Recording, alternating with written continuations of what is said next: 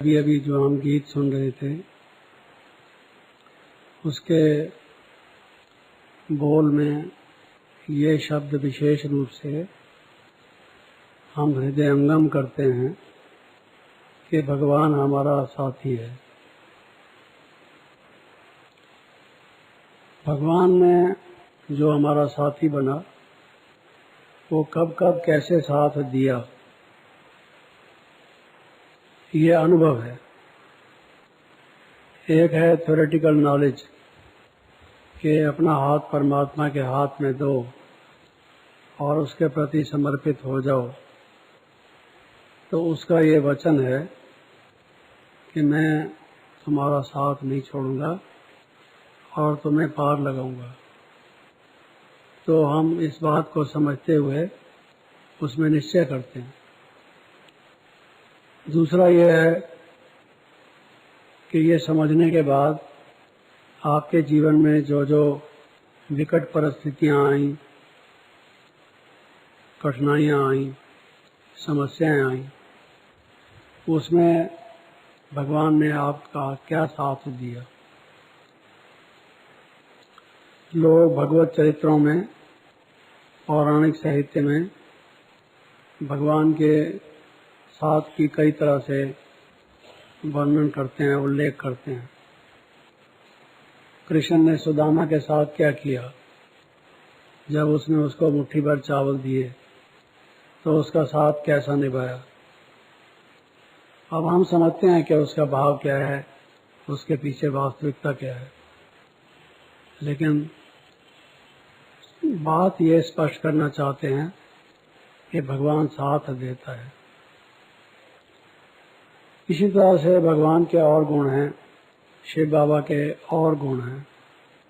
उन सब गुणों का जीवन में अनुभव करना, उसी को गॉड रियलाइजेशन अथवा ईश्वरानुभूति कहा जाता है। ईश्वरीय ज्ञान प्राप्त करना वो उसका प्रारंभ है, वो भी उसकी बुनियाद है, जरूरी है, लेकिन फिर उसके साथ उसका अनुभव करना हर एक बात का,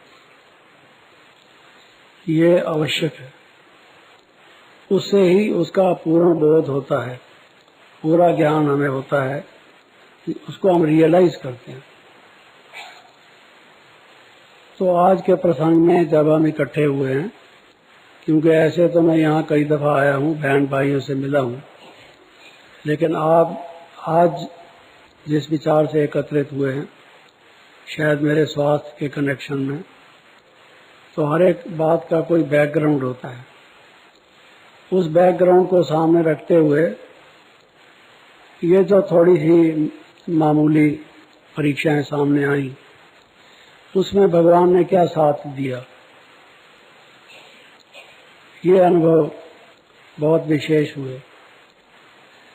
किसी ने कहा है व्हाट इज नॉलेज, एक ने कहा नॉलेज इज लाइट, दूसरे ने कहा नॉलेज इज माइट, तीसरे ने कहा नॉलेज इज वर्चू, चौथे ने कहा नॉलेज इज पावर।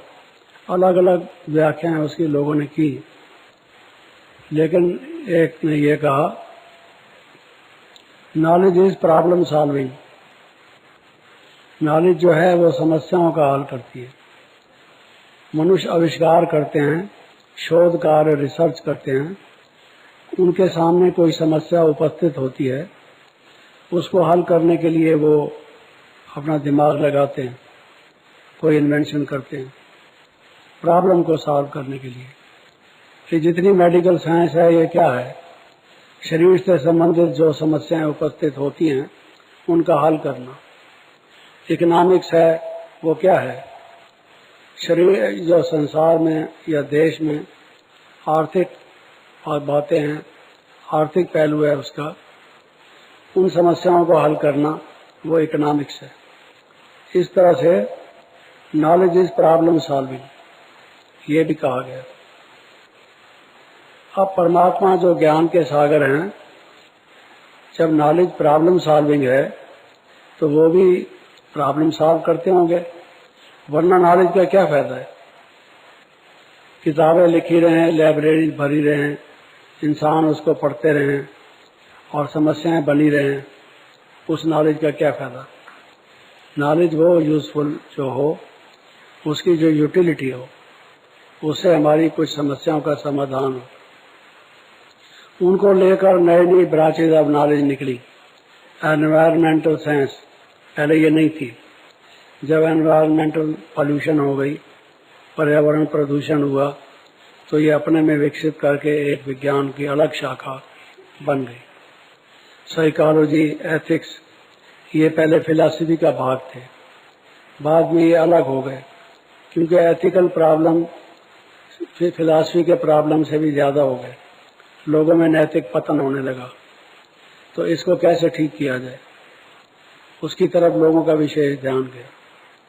फिर मनुष्यों के जो मानसिक प्रॉब्लम थे, कठिनाइयां थी, वो फिलॉसफी से अलग कर दी गई।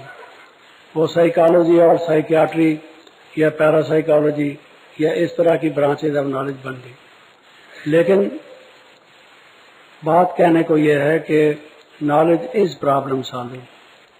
नॉलेज प्रॉब्लम सॉल्व करती है। ये जो हमारे घर गृहस्थ के प्रॉब्लम हैं, हमारे संस्कारों के प्रॉब्लम हैं, हम अपने मन को जो कंट्रोल नहीं कर सकते, वो जो प्रॉब्लम है, टेंशन का जो प्रॉब्लम है, ये सब गिनते जाएं आप, ये प्रॉब्लम्स हैं। ईश्वरी ज्ञान इन प्रॉब्लम्स को हल करता है। तो प्रॉब्लम सॉल्विंग तो हुआ ना। तो बाबा कैसे हमारे प्रॉब्लम्स को हल करता है। ईश्वर के, परमात्मा के, शिव बाबा के कई गुण ऐसे हैं जो लगता है कि ये कंट्राडिक्टरी है।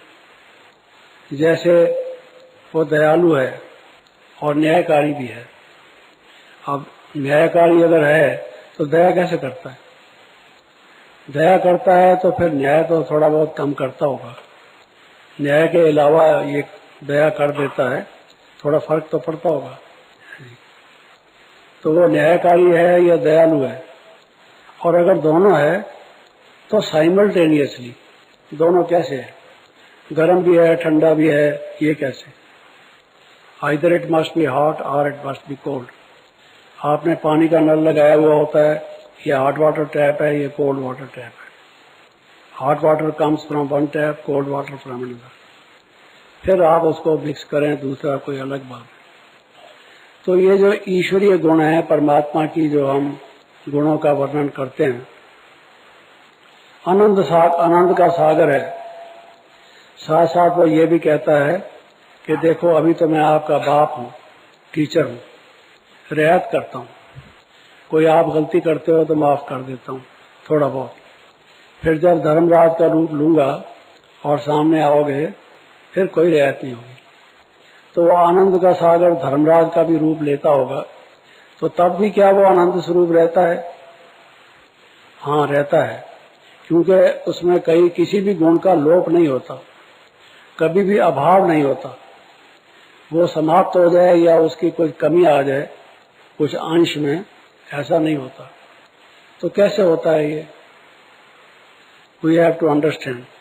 ये रियलाइजेशन होती है, और ये रियलाइजेशन होती हैं जैसे जैसे हमारे सामने परिस्थितियां आती हैं।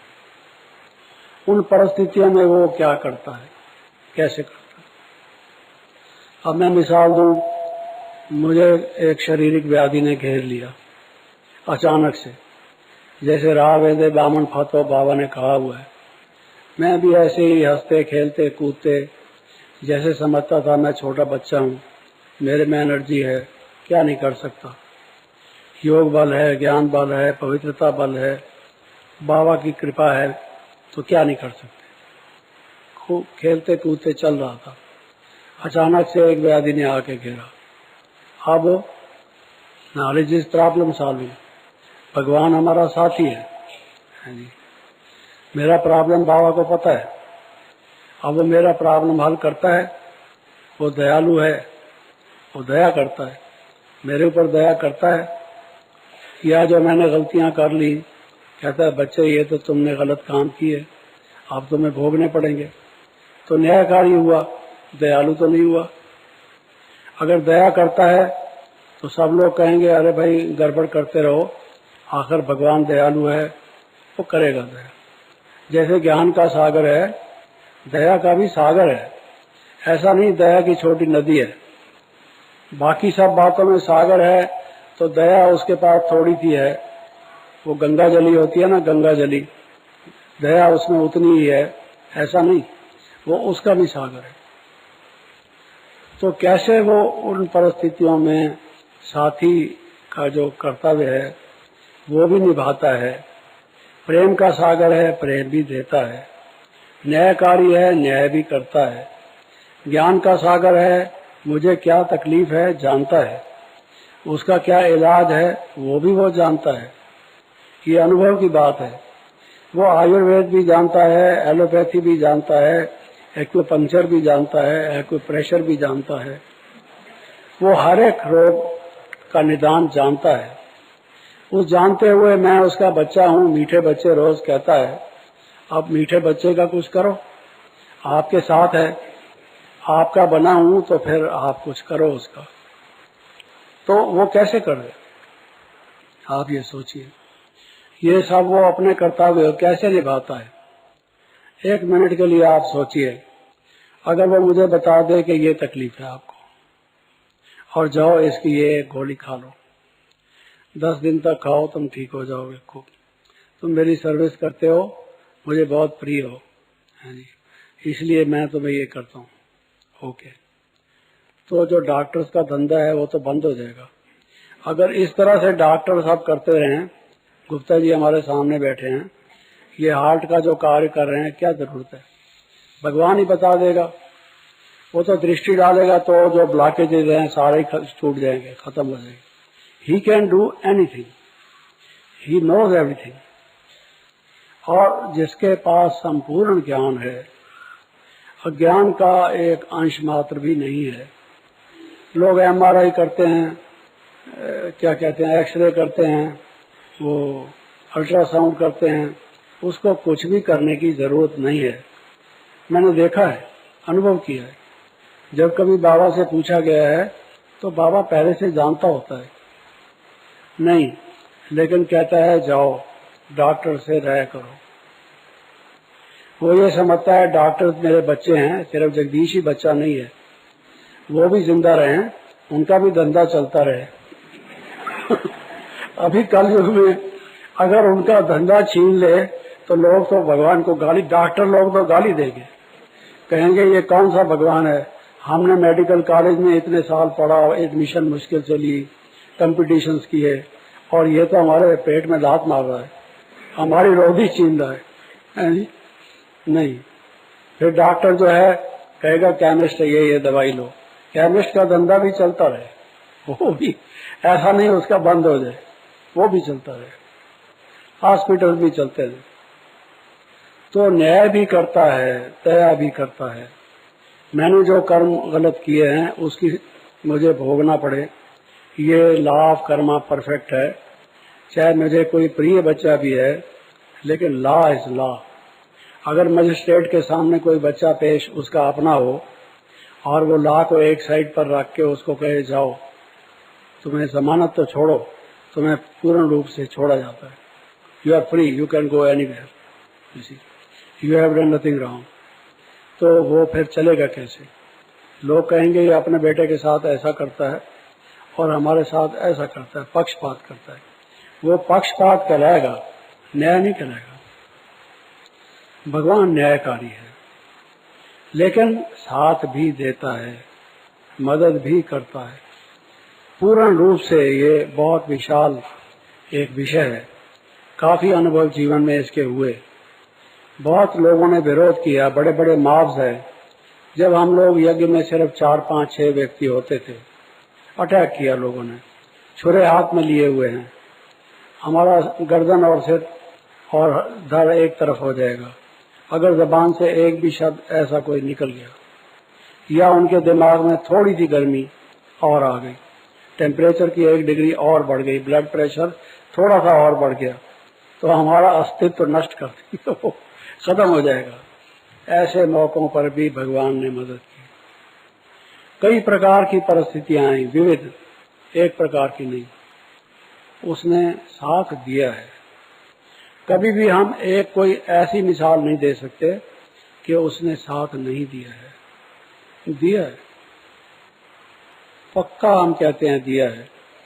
तो अगर शरीर की कोई तकलीफ हुई भी सही, उसमें कुछ उसके अनुभव हुए, उसके साथ का अनुभव हुआ कि कैसे साथ है हमारे और हमारा हाथ उसके हाथ में है, तो फिर आपको क्या लगेगा? आप कहेंगे ये तो फायदा ही फायदा है, इसमें हमको तो कुछ प्राप्ति हो रही है। तो ऐसा ही अनुभव हमको होता रहा। कुछ शारीरिक तकलीफ हुई भी सही, तो बाबा ने मदद भी की, डॉक्टर्स को टच किया या हमें बताया क्या करो क्या ना करो। एक डॉक्टर एक बात कहता है, दूसरा दूसरी कहता है, तीसरा तीसरी कहता है। उनमें आपस में एकता नहीं है, विचार उनका मिलता नहीं है। बाबा कहता है नहीं तुम ये करो, लेकिन पहले डॉक्टर्स के पास भेजता है। पहले ही कह दो क्या जरूरत है 3 डॉक्टर 4 डॉक्टर 6 डॉक्टर के पास हम जाएं? नहीं, कर्मों की गति वो जानता है और किस आत्मा का क्या पार्ट है, क्या लेन देन है, कैसे चुकता होना है। जब उसने हमारी जिम्मेवारी ले ली है कि तुम्हारे बंधनों से छुड़ाऊंगा तुम्हें, तो कैसे छुड़ा रहा है ये उसकी रीति नीति है, ये वो जानता है। हम सारी बातें नहीं जानते। कर्मों की गति बड़ी गहन है और वही उसका ज्ञाता है, वो करता रहता है। तो उसके साथ साथ हमने देखा, हम कई बातों में पड़े हुए, आज ये कॉन्फ्रेंस है, कल ये सेमिनार है, परसों मीटिंग है और आज ये है वो है। जैसे संसार के लोग अपने बिजनेस में कार्य व्यवहार में बिजी हैं, हम लोग उनसे अलग किस्म के सेवा कार्यों में व्यस्त ही व्यस्त हैं। ठीक है, वो शिव बाबा का काम है, हम निमित्त बनकर करते हैं, हमारा कोई अपना धंधा नहीं है। बाबा की सेवा में हम उपस्थित हैं, बहुत फर्क है। लेकिन फिर भी जो हमारी योग की स्टेज होनी चाहिए, जो अनुभव हमारे होने चाहिए, हमारी आध्यात्मिकता का जो विकास होना चाहिए, वो कई दफा रुक जाता है, होता नहीं। बाप दादा आते हैं, हमें सावधान करते हैं, बताते हैं, हम उस बात को समझते हैं, लेकिन उसके बाद फिर वही जिसको बाबा ने अलबेलापन कहा है, अलबेले होकर चलते हैं। उसके लिए समय नहीं देते, ध्यान नहीं देते। एकाग्रता पर बाबा ने कितना कहा है, निरंतर याद पर बाबा ने कितना कहा है, 8 घंटे लगाओ। अच्छा 8 घंटे नहीं, 4 घंटे लगाओ। बच्चे अगर ये भी दिक्कत महसूस होती है, हर घंटे में कुछ टाइम निकालो, इस तरह से करो। सहज बना के बाबा ने कई तरीके से बताया है। हम हैं कि उसके काबू में आते नहीं, हम उसको करते नहीं। तो मैं भी ऐसे ही चल रहा था कुछ समय से, 6, 7, 8 वर्ष से अपने वरिष्ठ बहनों को और सबको कहने लगा था कि मुझे अब थोड़ा सा समय अलग चाहिए, क्योंकि कर लिया कार्य आदमी करता है, बहुत समय हर एक चीज का होता है। फिर एक समय ऐसा भी आना चाहिए जो हम तपस्या करें, हम साधना में लग जाए, बजाय इसके कि ज्यादा भाग दौड़। अब जबकि हमारे इंस्टीट्यूशन में इतने बहन भाई आ गए हैं और कार्य कुशल हैं, हमसे ज्यादा अच्छे हैं, जानते हैं कार्यों को, उनको जी चांस ना मिले, वो ना कर सकें और हम करते रहें, हमें जो अपना करना चाहिए वो भी हम ना कर पाएं। तो मेरा ये कहना हमेशा रहता था कि मुझे आप इस चीज से छोड़ दीजिए, लेकिन छूट नहीं पाता था। सबका आग्रह रहता था ये फिर कौन करेगा, नहीं नहीं आप तो ये तो करो कम से कम, उसके बाद देखेंगे इत्यादि। इस प्रकार से चलते रहे हम, और बाबा के ध्यान में, बाबा के मन में जो प्लान था होता तो वही है, मैन प्रपोजेस गॉड डिस्पोजेस। करता तो शिव बाबा जैसे हो वैसे ही होगा। तो बाबा ने कहा आओ बच्चे लेट जाओ चारपाई पर, हॉस्पिटल पर एडमिट हो जाओ। अब देखो टाइम मिलता है कि नहीं है। तो अब नए प्रकार की सर्विस, नए प्रकार की एक्टिविटी, लाइफ की एक नई मोड़ जैसे कि आ गई। तो बाबा ने जो वो समय दिया हमको, या तो लोग आते रहे, हम जो किताब लिखते हैं या भाषण करते हैं वो अपने प्रकार की एक सेवा है। SML कोर्स होता है, पॉजिटिव थिंकिंग होती है, ये सब काफ़ी अब वैरायटी हो गई है लोगों को ज्ञान देने की। वो अपने प्रकार से अच्छी है, लेकिन कई परिस्थितियां होती हैं। डॉक्टर्स आते हैं, नर्सेज आती हैं, कुछ ट्रस्टीज आते हैं, कुछ विशेष लोग आपसे मिलने आते हैं। उस समय लेटे हुए उनको क्या कहो, तो मुझे आश्चर्य होता था कि बाबा कैसे टच करते हैं अचानक से, जो मन में नहीं, चित्त में नहीं, बाबा टच करते हैं और उनको जो बात हम कहते हैं वो उनको फिट बैठती है। यहाँ तक कि वो रोज आके खुद कहते हैं कि हमें आज के लिए कुछ बताइए, आज का लेसन क्या है। तो ये नई सेवा तो मिली, दृष्टि दो उनको योग युक्त, और उनको कोशिश करो कि ये शरीर से न्यारापन कुछ अनुभव करें, इनकी इस प्रकार की सेवा करो।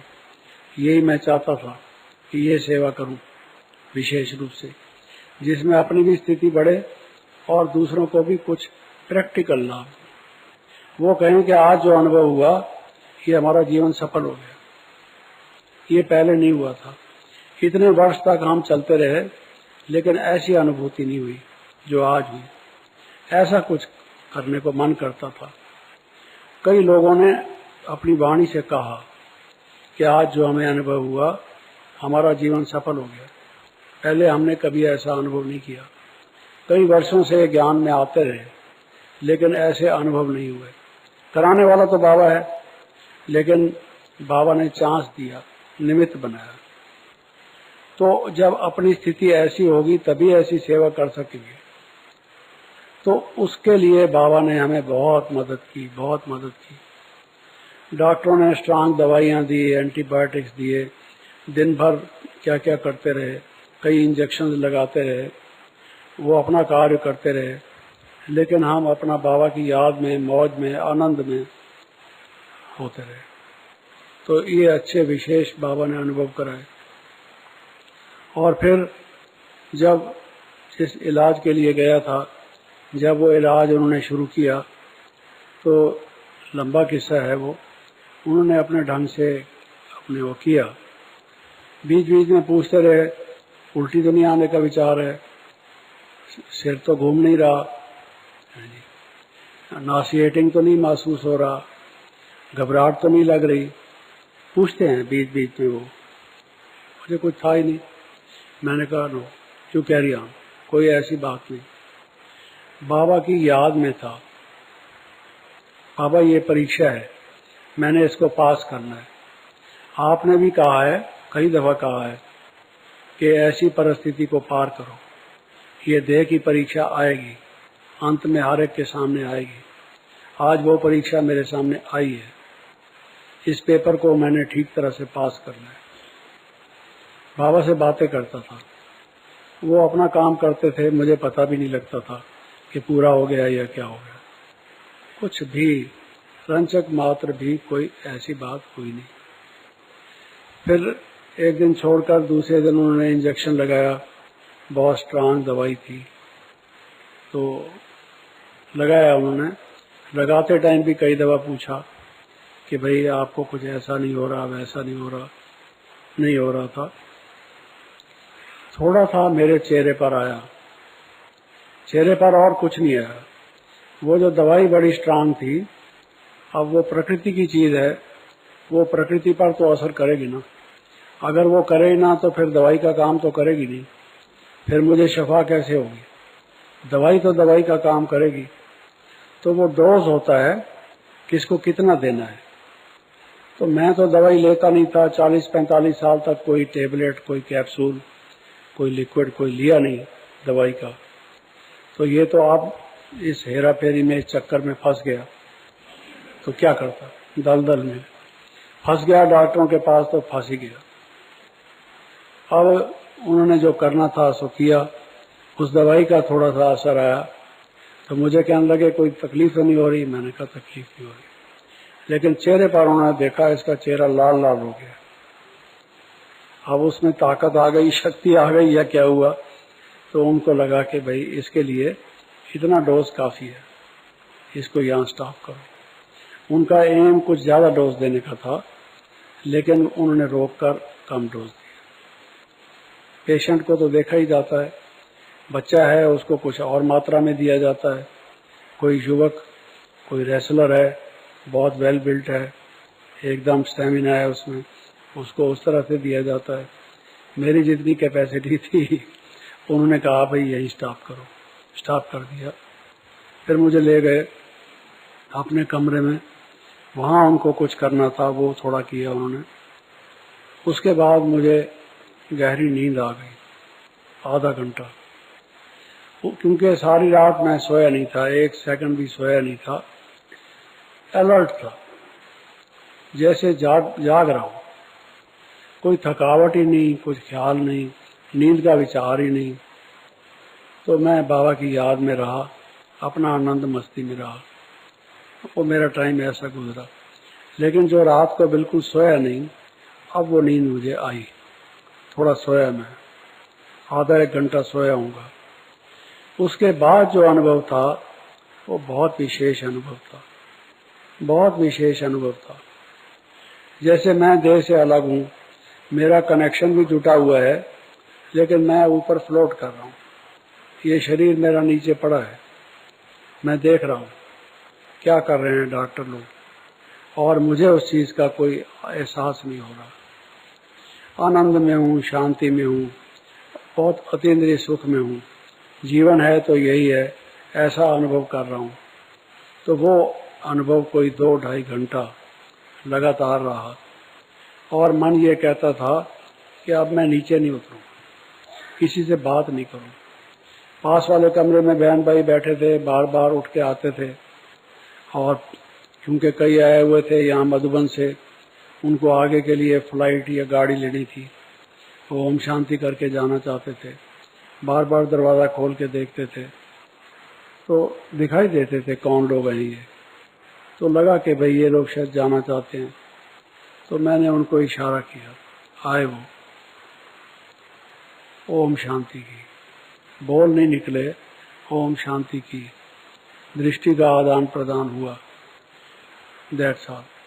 लेकिन बोलने का बिल्कुल मन नहीं था। ऐसा महसूस हो रहा था मैं लाइट का हूँ, मैं माइट हूँ, शिव बाबा का बच्चा हूँ। जो हम कहते हैं ये प्रैक्टिस करो, उस स्थिति में था। तो अच्छा हुआ, ये अच्छा अनुभव हुआ। और ऐसा नहीं कि उस दिन ख़त्म हो गया, उसके बाद भी उसका असर, जैसे दवाई का असर भी हो रहा होगा, वैसे उसका असर भी गया नहीं अभी तक। उपराम इस दुनिया में कोई रस नहीं, कोई बेहद का वैराग्य करने के लिए पुरुषार्थ की जरूरत नहीं। वैराग्य हमें कुछ यहाँ का जरूरत नहीं, चाहिए नहीं। तो सब चीज सहज और स्वाभाविक जैसे कि महसूस होती है। तो ये आप देखिए कि भगवान हमारा साथी है, उसने कैसे हमारा साथ निभाया, और ये कैसे अनुभव सब उसने कराए। तो ये वरदान है उसके, हम समझते नहीं हैं। हम समझते हैं कि हम भगवान के बने, इतनी मुद्दत तक योग लगाया, पवित्र रहे, ये व्याधि हमें क्यों आ गई। उसके पीछे कई राज होते हैं। ये शरीर तो नाशवान है, एक दिन समाप्त तो होना ही है। अगर हम ये समझ लें कि भाई बाबा हमको दवाई दे दे, चलो हम ठीक हो जाएं, स्वस्थ हो जाएं, तो उसके बाद दूसरा कुछ होगा। आखिर ये शरीर रहना तो है नहीं, तो फिर दूसरी दवाई लोगे, तीसरी दवाई लोगे। तो भगवान से और कुछ नहीं लेना चाहते, दवाई लेना चाहते। उससे कोई अच्छा अनुभव लो ना, जो उसके पास अच्छा वरदान है वो लेना चाहिए, या जो केमिस्ट से मिलता है या डॉक्टर बता सकता है, वही हमने भगवान से लेना है। की हुई कमाई इसी में खत्म कर देनी है, ऐसा नहीं। तो हमने हमेशा ये मन में रखा है कि हमारा जीवन उसके हाथ में है, वो जहाँ रखे, जैसे रखे, जो हमसे सेवा ले, जब यहाँ तक ले, ये उसको हम चढ़ा चुके फूल, ये अब हमारा है ही नहीं। फिर हम क्यों किसी बात की आशा करें। कई लोग एक दूसरे से पूछते थे, हमारे साथ एक बहन थी, पीछे बैठी है, ध्यान देती थी, दवाई वगैरह का डॉक्टरों को बताती थी। उससे पूछते थे कई लोग, औरों से भी पूछते थे, जगदीश भाई को कोई ख्याल नहीं होता इस तकलीफ के। कोई चिंता तो नहीं है, कोई डर तो नहीं इसके मन में, इत्यादि इत्यादि चीजें पूछते थे। मुझे बड़ा आश्चर्य होता था। ये तो भगवान में अविश्वास है। जब इतने वर्ष तक हमने योग अभ्यास किया, बाबा के अंग संग रहे, बाबा की सेवा में लगे रहे, उसके बाद भी अगर हमको डर रहेगा या चिंता रहेगी, अगर हमने यही नहीं समझा कि आत्मा अनादि अविनाशी है और हम कौन है, शरीर क्या है और कर्मों का फल क्या होता है, अभी क्या है, ये सारी बातें हमें जब समझ में आ गई, उसके बाद क्या हमें ऐसे भाव होंगे? ऐसा गलत विचार भी कई लोग करते थे। मुझे सुनकर बड़ा आश्चर्य होता था। तो इसलिए आप भाई बहनों में से भी शायद जब मिलता हूँ तो कई लोग इस निगाह से देखते हैं, ये जगदीश भाई जो है ये कुछ घबराया हुआ तो नहीं, कुछ इसको तकलीफ तो है, लेकिन इस तकलीफ का क्या होगा, डॉक्टर्स क्या कहते हैं, इसका रिजल्ट क्या निकलेगा, इसको पता है कि नहीं, इसका क्या रिजल्ट होगा, ऐसी ऐसी बात। कोई कहता है डॉक्टर को इसको कुछ बताइए नहीं क्या होगा, किसी किसी ने पहले ऐसे भी कोशिश की। यू हैव एब्सोल्युटली मिसअंडरस्टूड, मैं ये कहूँगा, एंड मिसअंडरस्टूड शिव बाबा। बिल्कुल गलत सोचते। अरे बाबा के हमने कोई टाइम वेस्ट किया नहीं, किसी को कष्ट देने का कोई ऐसा काम किया नहीं।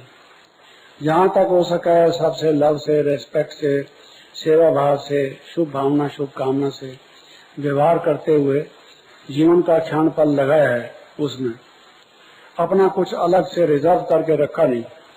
हम कोई जोन इंचार्ज बने नहीं, सेंटर इंचार्ज बने नहीं, विंग इंचार्ज बने नहीं, है जी।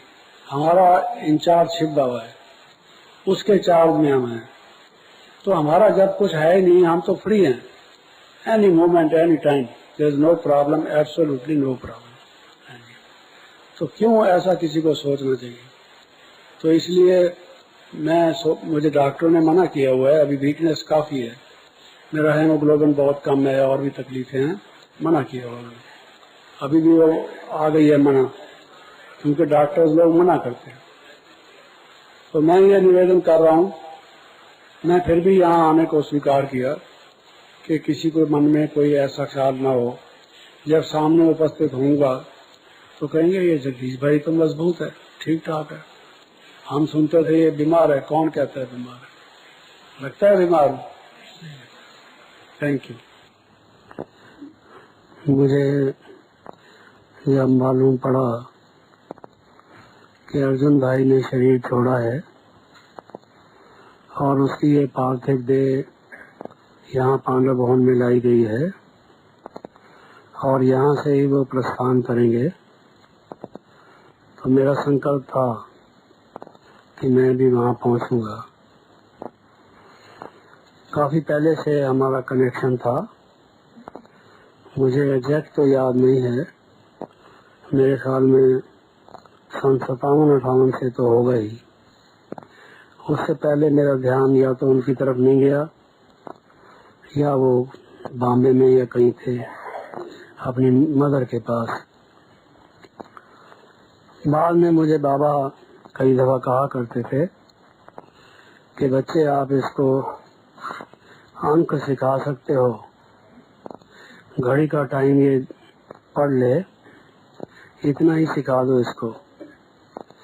बाबा ने तो बहुत कोशिश की है, बाबा इसको नहीं सिखा पाए।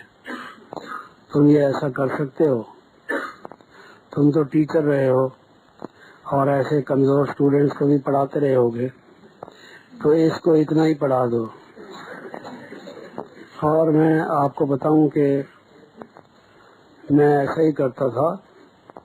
जो स्टूडेंट साल 2, 3, 4, 5 फेल होते थे उनको खास पढ़ाता था, ये मशहूर था। जिनके माँ बाप निराश हो जाते थे कि ये पास कभी भी नहीं होगा इत्यादि, तो लोग उनको कहते थे कि उससे आप मिलो, शायद ये पास हो जाए। हो जाते थे प्राय। मैंने देखा कि कोई उनको लोग ठीक समझाते नहीं हैं, उनको डांटते हैं। 2, 3, 4 दफा सिखाया, फिर उसको कहते हैं तू बेवकूफ है, हमारे माथे लग गया है, तेरी अकल ठिकाने नहीं है, इत्यादि इत्यादि। लेकिन उसकी समझ में नहीं आ रहा तो वो क्या करे, उसकी बुद्धि उतनी है, उसकी जितनी बुद्धि है आपको उस लेवल पर आके उसको सिखाना पड़ेगा। कोशिश करता था, मेरे ख्याल में प्राय मैं इसमें कामयाब हुआ। तो बाबा ने भी मुझे कह दिया कि तुम इसको सिखाओगे। मैंने कहा जो धंधा मैं छोड़ चुका था आज बाबा ने फिर मेरे जिम्मे लगा दिया। बाबा तो त्रिकालदर्शी हैं, शायद उस ख्याल से कह रहे हैं या क्या। मैंने कहा हाँ बाबा, लेकिन इसने मुझे भी फेल कर दिया। उसको कई दफा सिखाया, अभी उसको याद होगा बाद में फिर हैं 10 तक गिनती है जो भी है, बाद में नहीं वो करता था। तो मुझे लगा कि भाई अब मैं जो बाबा के और काम है वो करूं या इसको सिखाऊं। अब मेरा धंधा कुछ और था, अब टीचिंग प्रोफेशन मेरा उस टाइप का तो था नहीं। तो मैंने सोचा कि धंधे को छोड़ो। मैंने कहा बाबा मेरे बस का नहीं है, मैं तो नहीं सिखा सकता, चलो छुट्टी हुई। लेकिन क्या ये रहा था कि तब से स्नेह था और आता था, मैं इस व्यक्ति को देखता रहा। मैं गीता में आता है, अर्जुन को कहा गया कि तू मुझे याद कर, मां मनुस्मर, मुझे याद कर, मन को मुझ में लगा। उसने कहा ये मन बड़ा चंचल है, वायु के समान है, मैं इसको कंट्रोल नहीं कर सकता। कैसे कंट्रोल होगा? तो उसको कहा गया कि तू अभ्यास कर और बेहद का वैराग्य कर। वैराग्य और अभ्यास से मन काबू होता है। तो उसने कहा आपकी कृपा से, आपके आशीर्वाद से हो सकता है मैं कामयाब होऊंगा, लेकिन बहुत से लोग ऐसा शायद नहीं कर पाएंगे, वो क्या करें? तो उनके लिए फिर उपाय बताए गए। जो ऐसा भी नहीं कर सकते वो क्या करें, जो वो भी नहीं कर सकते तो क्या करें, उससे भी धीरे धीरे नीचे आते आते वो क्या करें। तो उनमें से एक ये भी था, उसमें ये कहा गया था कुछ भी नहीं कर सकते, कुछ भी नहीं कर सकते। अगर कोई ऐसा है कुछ भी बिल्कुल नहीं कर सकता, अरे श्रद्धा से, भावना से, मन की गहराई से, प्यार से जो मुझे पत्र पुष्प भी अर्पण करता है उसका भी बेड़ा पार हो जाता है। तो ये कैसा राजयोग है? कोई ये नहीं है कि जो पालती मारकर और एकदम त्राटक लगाकर और इस प्रकार का अभ्यास करता है, वो तो योग की ऊंची स्टेज है, विशेष है। इसमें निस्संदेह वो तो योगी हैं ही, श्रेष्ठ प्रकार के। लेकिन आप सोचिए कि 7 तरह के लोग हैं दुनिया में, हर एक की कैपेसिटी एक जैसी तो होती नहीं है। अब ऐसे लोग क्या करें? जब भगवान ऐसे टाइम आए जब उनकी बुद्धि इतनी है, शरीर उनका ऐसा है, तो उनका क्या कसूर है? जैसा भी है वो है। अब क्या किया जाए? तो तू मुझे श्रद्धा से याद कर, प्रेम से, गहरे प्रेम से। ये तो कर सकते हैं ना, और पत्र पुष्प तो अर्पण कर सकते हैं ना, उसका भी बेड़ा पार होगा। अंत में ये भी कह दिया कि जो योग भ्रष्ट होगा, योग करते करते करते करते करते करते योग से नीचे उतर आएगा, वो भी श्रीमानों के घर में तो वो भी जन्म लेगा, भले देवता नहीं बनेगा, देवता तो नहीं बनेगा वो, ये बात तो पक्की है। लेकिन भगवान की दी हुई चीज ऐसी है जिसने थोड़ी भी ले ली वो, उसका भला तो हो ही गया, कल्याण तो उसका हो ही जाएगा। मैंने कितनी औषधियां की, मर्द बढ़ता गया जूं जूं के दवा की, जैसे वो कहते हैं, तो किसी की लगी नहीं। लेकिन भगवान की औषधि ऐसी है कि पूरी नहीं भी लगेगी। लेकिन ऐसा नहीं हो सकता कि उसकी औषधि जरा भी न लगे। आपने अगर उसमें से एक कणा भी ले लिया वो लगेगा जरूर, क्योंकि वो सर्वशक्तिमान भगवान की दी हुई चीज है, उससे तुम नहीं छूट सकते। ये योग ऐसी चीज है, ये ज्ञान बाबा का दिया हुआ ऐसा है, आपने एक दफा सुन लिया, बुद्धि में बिठा दिया, निश्चित रूप से आपका उतना तो कल्याण हो ही जाएगा।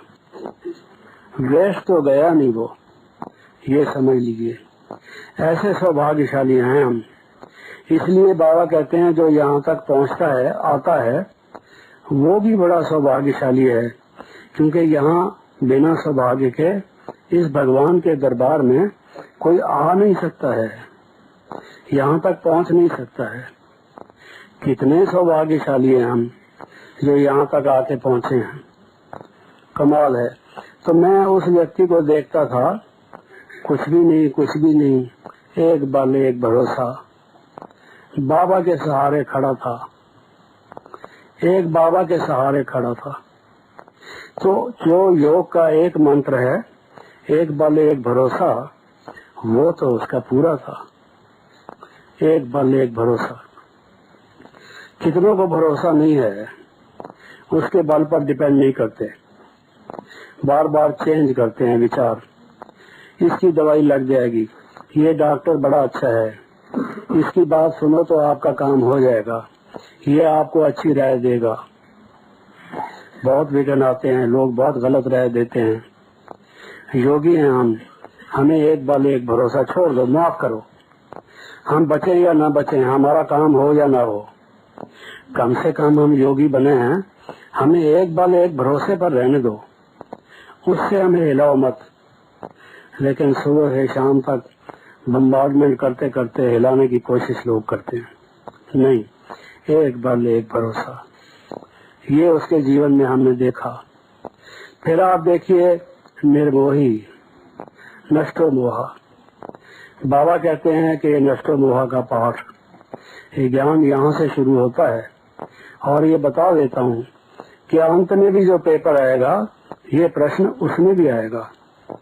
कहीं भी पहले से प्रश्न पत्र नहीं बताया जाता कि ये प्रश्न पत्र में प्रश्न आने वाला है, बल्कि अगर लोगों को पता लग जाए, कहते हैं जी पेपर आउट हो गया, दोबारा बनाओ पेपर, फिर से इम्तिहान लो।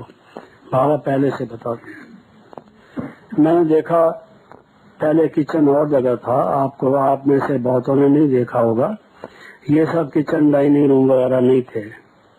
ये जहाँ बनारसी भाई बैठते हैं और जो बिजली का कमरा है काम का, और ये साइड है, उसके भी उस तरफ जो है खाली जगह है जहाँ टावर शांति स्तंभ वगैरह वगैरह है, यहाँ होता था कच्चा पक्का किचन है जी।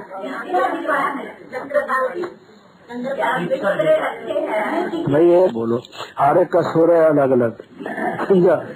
तो मैं पूरा समझ नहीं सकता, बाजे अलग अलग है ना सबके। क्या कह रहे हैं? बिस्तर विभाग के पास। मैंने बिस्तर का नाम नहीं लिया ताकि आपको यहाँ ही नींद आना शुरू न हो जाए। आखिर आपने ले लिया जो मैंने अवॉइड करने की कोशिश की। कई चीजें राइट हैं लेकिन कहीं नहीं जाती। आपने कह डाली, आप बड़े स्पष्ट वक्ता, ये गुण है आपका। खैर, तो वहाँ था और वहाँ खड़ा था, मैं भी वही था। उसकी मदर जो रुक्मिणी थी, उसकी डेथ हुई थी, शरीर छोड़ा था उसने। तो मैं गया, जगदीश भाई, मैंने कहा बोला। रुक्मिणी ने शरीर छोड़ दिया। मुझे पता तो पहले ही लगा था, मैंने उससे कोई जिक्र नहीं किया, बल्कि मुझे कहा गया उसको बात नहीं करना। अब जिन्होंने मुझे कहा बात नहीं करना, उन्होंने औरों को भी कहा होगा बात नहीं करना। उन्होंने और आगे कहा होगा तुम बात नहीं करना। उन्होंने और आगे कहा होगा, और वो अर्जुन तक तो पहुंच ही चुकी थी। तो वो बोला कि शरीर छोड़ दिया। लेकिन देखो, मेरे को नहीं बताते हैं, इधर उधर बताते फिरते हैं। समझते हैं कि अर्जुन रोएगा, इसका मोह है। देखो मैं कोई रो रहा हूँ? मेरा मोह है ही नहीं। बाबा ने समझा दिया है, शरीर तो छूटना है। कोई मोह नहीं था। एक मदर ही थी, उसको प्यार करती थी, बुलाती थी, उसी के पास जाता आता था। उसका बैंक बैलेंस था, उसके नाम मकान था, वहाँ से किराया आता था। उसकी मदर बड़े अच्छे रिच घराने की थी, सब कुछ साधन थे। उसकी माँ से मोह नहीं था उसका खास। ऐसे ही बाबा ने शरीर छोड़ा, साकार बाबा ने। फिर दीदी के साथ था उसका कनेक्शन, सल्यूट करता था रोज उनको। दीदी ने उनकी यूनिफॉर्म बना दी, पैरे की, डंडा दिया, विसल दी, और बड़ा अच्छा ड्रेस पहन के जब दीदी आती थी सुबह उसको सलाम करता था बड़े अच्छे ढंग से, जैसे वो बूट से बूट मार के आवाज करते हैं वैसे पूरा ठीक तरह से करता था। पता नहीं कौन सी मिलिट्री यहाँ पर है ना, उन दिनों में तो मिलिट्री की ट्रेनिंग होती थी ना, यहाँ देखा होगा कभी उसने। ठीक तरह से करता था। दीदी ने भी शरीर छोड़ दिया, अकेला हो गया, लेकिन उसको कोई मोह नहीं था, प्यार से चलता था। तो मोह की बात भी खत्म हो गई। अहंकार नहीं, अहंकार किस चीज का? वो कोई पीएचडी तो था नहीं है जी, कोई एमडी भी था नहीं जैसे हमारे श्रीमंत भाई और लोग हैं। उसकी कोई डिग्री वगैरह नहीं थी है जी। किस चीज का अभिमान करे? इसका मतलब ये नहीं कि श्रीमंत भाई को अपनी डिग्री का अभिमान है, ऐसा नहीं, उनको भी अभिमान नहीं है। लेकिन मैं अर्जुन की बात कह रहा हूँ, तो वो भी ऐसा था। सिर्फ उसको कोई बहुत ज्यादा तंग करता था, इरिटेट करता था, तो उसके सम्मान को ठेस पहुंचती थी। उस वक्त थोड़ा बोलता था। ये संस्कार उसका कुछ मिटा कुछ नहीं मिटा, लेकिन बाकी उसने पा लिया, बहुत प्राप्ति कर ली। तो मेरा ये ख्याल था ये हीरो आदमी था, मुझे जाना चाहिए, इसने शरीर छोड़ा है।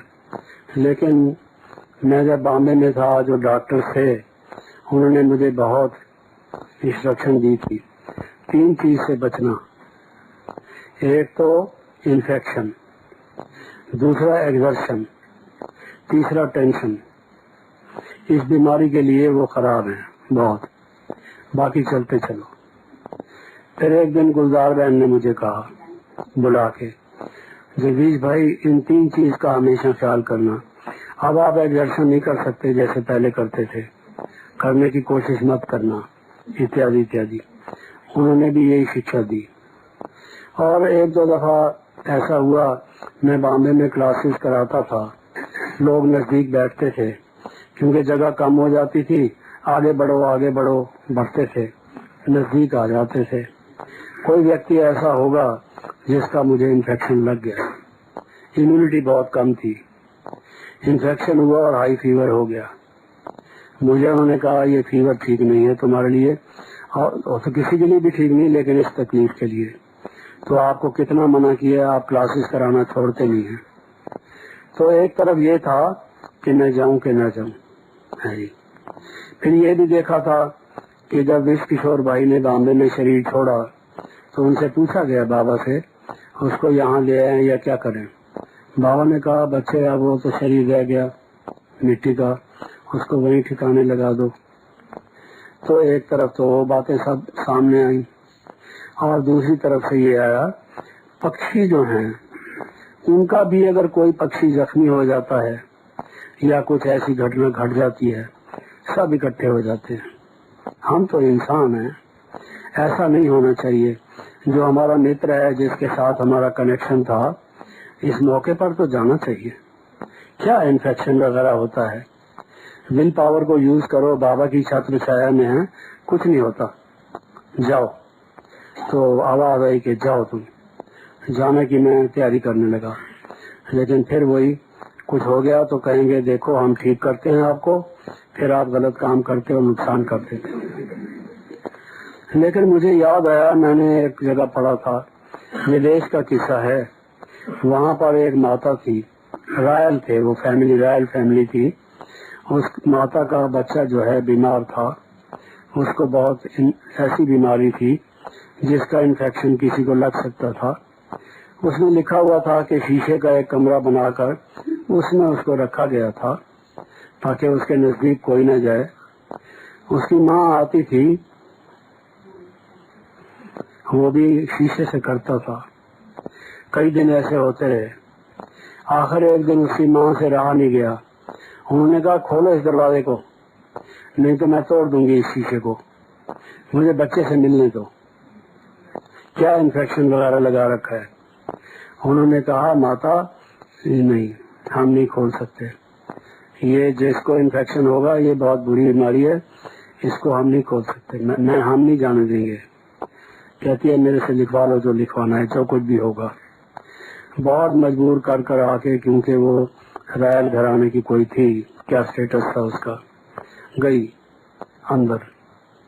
ओहो, बच्चे के आंखों में आंसू, माँ की आंखों में आंसू, बच्चे को गले से लगा लिया, सीने से लगा लिया, किस किया उसको, जो होता है देखा जाएगा। इन्फेक्शन तो हो गया, बच्चा तो मर ही गया, माँ भी उसकी मर गई। हाँ जी। वो कहती थी तुम माँ के दिल को जानते नहीं हो, माँ का दिल क्या होता है अपने बच्चे के लिए। Let me go and see my child. हाँ जी, प्यार ऐसी चीज है। तो मुझे लगा ऐसी क्या बात है, ऐसा क्या इन्फेक्शन मेरे को होने वाला है, कौन सा ये शीशे के कमरे में बंद था, मुझे चले जाना चाहिए, ऐसी बात नहीं। तो मैंने कहा भाई देखो, आप कार का इंतजाम करो और कोई व्हील चेयर का भी इंतजाम करो, मैं जाऊंगा। वो जब तक इंतजाम सारा करें तब तक मालूम हुआ कि भाई वो अब घर जाना है, अब घर जाना है गीत बज रहा था। मैं काफी टाइम से यहाँ ऐसे घटनाएं देखी नहीं है कि ये गीत जब बजता है तो घर चलना शुरू ही कर देते हैं। तो गीत चल रहा था तो मुझे उन्होंने बताया जी वो तो सुदर्शन से आगे तक पहुंच गए, रह गया मैं। लेकिन मुझे उस बेचारे का, उस भाई का, उसका स्नेह, किस्सा लंबा है, बातें कई हैं, गुण उसमें बहुत थे, उन सब का वर्णन नहीं करते। आज का दिन किसी और टाइप का है, ये कोई भाषण या लेक्चर का नहीं है, ये एक और तरह का समय है। लेकिन मैं ये कहना चाहता हूँ कि वो ऐसी आत्मा थी जो बाबा ने उसका कल्याण तो कर ही दिया। बाबा विश्व कल्याणी है, कोई भी ऐसा नहीं जो उनके कनेक्शन में आया हो जिसका कल्याण ना हुआ हो, कल्याण तो उसका हो गया। उससे हम एक यह सबक सीखते हैं, कैसा भी हो, कुछ भी हो। वो कहते हैं प्रभु प्रभु, मैं वेद नहीं पढ़ा, शास्त्र नहीं पढ़ा, उपनिषद नहीं पढ़ा, मैं कोई भक्ति नहीं जानता, मुझे कुछ भी नहीं आता, प्रभु मेरे को संभाल लो। है जी। और वो कहता है कि देखो मैं बहुत खराब हूँ, मेरे जैसे खराब दुनिया में और नहीं है, वर्स्ट मैं हूँ खराब, मुझे ठीक कर सकते हो तो कर दो। तुम कहते हो सर्वशक्तिमान हूँ, कर दो मुझे ठीक, तब मानूंगा तुम सर्वशक्तिमान हो। और मेरी बात तो छोड़ दो, अगर नहीं ठीक करोगे बदनाम हो जाओगे। मुझे तुम्हारी बदनामी का ज्यादा डर है बजाय अपने ठीक ना होने का। लोग कहेंगे उस आदमी को तो भगवान ठीक कर नहीं सका, है नहीं, वो कैसा सर्वशक्तिमान है। ये मैं नहीं सुनना चाहता, आप मुझे ठीक कर दो। तो ऐसे ऐसे लाड खोट से, प्यार से भी कोई किसी तरह भगवान का प्यार ऐसी चीज है। तो ये हमने देखा है, इसका प्यार था, भोलापन था।